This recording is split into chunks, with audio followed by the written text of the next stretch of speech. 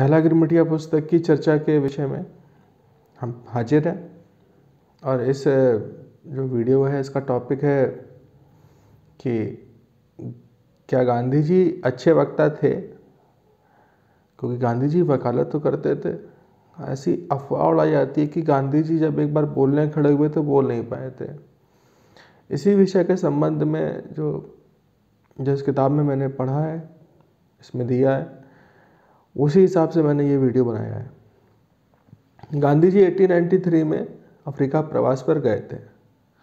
1893 के बाद एक साल के गिरमिट पूरा हुआ, 2 साल वो वहाँ पर गिरमिटियों और भारतीयों के लिए कार्य करते रहे।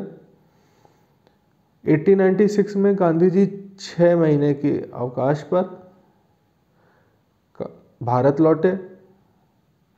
जहाज कलकत्ता गया था, कलकत्ता से गांधी जी राजकोट आए थे। राजकोट से गांधी जी मुंबई गए थे, फिरोज शाह मेहता से मिले, सर फिरोज शाह मेहता से मिले। सर फिरोज शाह मेहता के बाद अपने जीजा जी के साथ राजकोट वापस आ गए।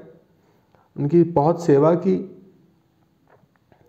और बहुत सेवा करने के बाद जब वो वापस गए तब उन्होंने वहाँ पर भाषण दिया मुंबई में। तो सर फिरोज शाह मेहता ने जो भाषण था वो लिखवाया था कि एक कागज़ पर लिख कर लेके आओ, और वो उसी थकान में वो भाषण उन्होंने लिखा। सर फिरोज शाह मेहता ने ये भी कहा कि आप बहुत थके हुए लग रहे हैं, लेकिन उन्होंने कोई सफाई नहीं दी इसको लेकर, कोई कैफियत नहीं दी, ताकि जो मेरा सेवा है, जो मैंने सेवा की अपनी जीजा जी की, वो कम ना हो जाए कहीं। तो उसके बाद वो अगले दिन भाषण देने गए, तो उनके भाषण लिखा था उनके पास में, लेकिन वो बोल नहीं पा रहे थे। उनको पूरी थकान हो गई थी, आराम नहीं कर पाए थे गांधी जी बिल्कुल भी।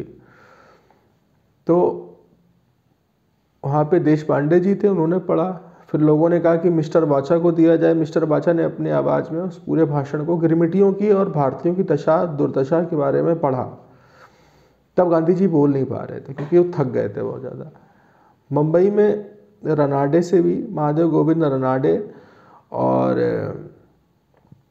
रनाडे जी से मिले, और बदरुद्दीन तैयब जी जो भारतीय कांग्रेस के प्रथम मुस्लिम अध्यक्ष थे। उसके बाद मुंबई के बाद गांधी जी गए मद्रास, गांधी जी गए पुणे। पुणे में बाल गंगाधर तिलक से मिले। बाल गंगाधर तिलक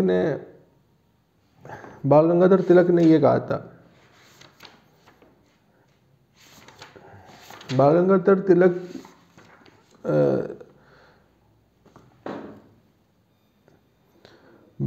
तिलक ने कहा, मैं पत्रकार भी तो हूँ, मैं तुम्हारी बम्बई की मीटिंग के बारे में अखबार में पढ़ा था, तुम अच्छा काम कर रहे हो, बोलने से डरो नहीं। तब पूरी बात इन्होंने रखी कि मैं एक मीटिंग करना चाहता हूँ, उसमें भाषण देना बताना चाहता हूँ अपने लोगों के बारे में, जो भारत के लोग अफ्रीका में रह रहे हैं, किस तरह से कितनी दुर्दशा में रह रहे हैं। तो उन्होंने 2 नाम सुझाए थे, एक भंडारकर जी का सुझाया था, और भंडारकर जी ने अपने आप को राजनीति से अलग कर लिया था। तो अगर उनकी अध्यक्षता में गरम दल और नरम दल, क्योंकि उस समय क्या था, डेक्कन सोसाइटी जो थी, तटस्थ आदमी चाहिए था, और वो उसके लिए ही पूरी सोसाइटी एक साथ आ सकती है। और इसमें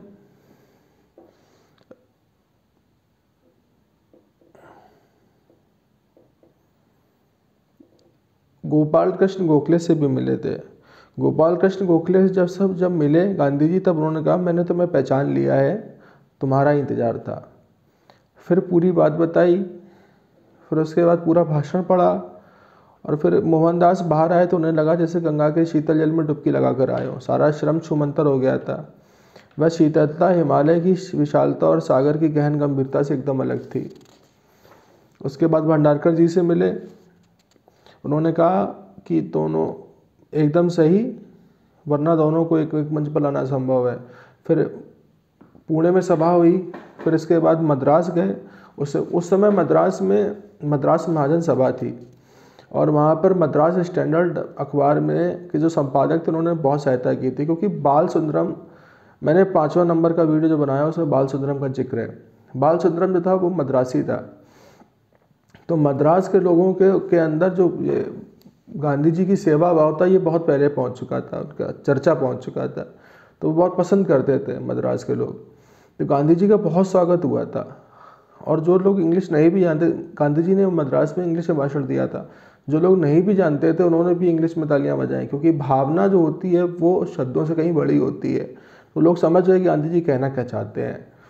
फिर गांधी मद्रास से जाने के बाद गांधी जी सुरेंद्र नाथ बनर्जी से कलकत्ता में मिले। कलकत्ता में भी गांधी जी बताना चाहते थे लोगों को, लेकिन और क्योंकि गिरमिटिया जो थे वो एक मुंबई से जहाज से निकलते थे, मालाबार से सब साइड से, और एक कलकत्ता से मेनली आते थे, नॉर्थ वगैरह के, अवध वगैरह के। तो कलकत्ता में बताना जरूरी था, मुंबई में बताना जरूरी था, लेकिन कलकत्ता में सुरेंद्र नाथ बनर्जी ने मना कर दिया और कलकत्ता में भाषण नहीं हो पाया। डाक आ गया अफ्रीका से कि आप तुरंत आ जाइए, कोई कानून आ रहा है। तो फिर गांधी जी वापस लौट गए थे। तो गांधी जी बोलने से कभी नहीं हिचकते थे। 1893 में जब भी 1893 के आगे 94-95 में नेटाल कांग्रेस की स्थापना हुई थी, नेटाल कांग्रेस की, तो गांधी जी मुक्त रूप से भाषण देते थे, सबको, सभी को बताते थे कि इस तरह से हमारी प्रॉब्लम है, ये प्रॉब्लम का संशोधन भी, समाधान भी यही है। तो गांधी जी को अभी बोलने की दिक्कत नहीं रही है। ये भ्रम फैलाया जा रहा है कि गांधी जी बोल नहीं पाए थे पहली बार में। देखने के लिए धन्यवाद।